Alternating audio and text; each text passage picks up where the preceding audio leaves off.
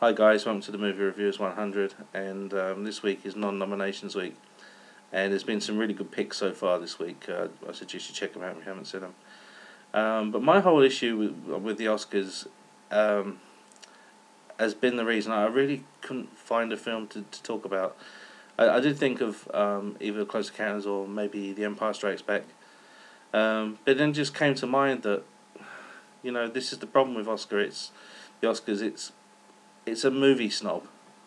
It hates most things that are popular culture. I think it begrudgingly gives awards to films when it feels like, they have no other choice. For instance, Lord of the Rings.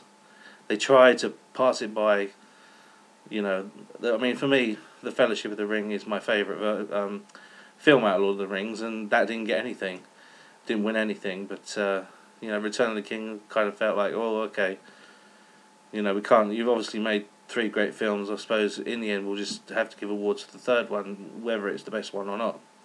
And that was kind of funny to me. But going back to Close Encounters of the Third Kind, and all the other great films that Steven Spielberg made in the 70s and 80s, he never got any recognition for those films. And it had to be that he had to do a serious film for it, to be taken seriously by the Oscars, which seems ridiculous to me. I know that Schindler's List is a very good film. I'll give you that. But if you said to me what's the greatest Steven Spielberg film ever, I wouldn't say Saving Private Ryan. I wouldn't say Schindler's List. I'd obviously go back to the great stuff he did in the 70s, like Jaws and Close Encounters of the Third Kind and E.T. And it's the same thing now with Christopher Nolan. The guy is making he's just one of the best directors out there, making mainstream, popular culture films that have an artistic flair to them. He should be cherished by the movie going public, but he's just ignored. And the fact that his movie Inception got a nomination, but he didn't get a nomination himself as director, is ridiculous. I mean, you can't nominate a film and not nominate the director. You're basically saying, "Oh, the film's worthy of a nomination, but it directed itself."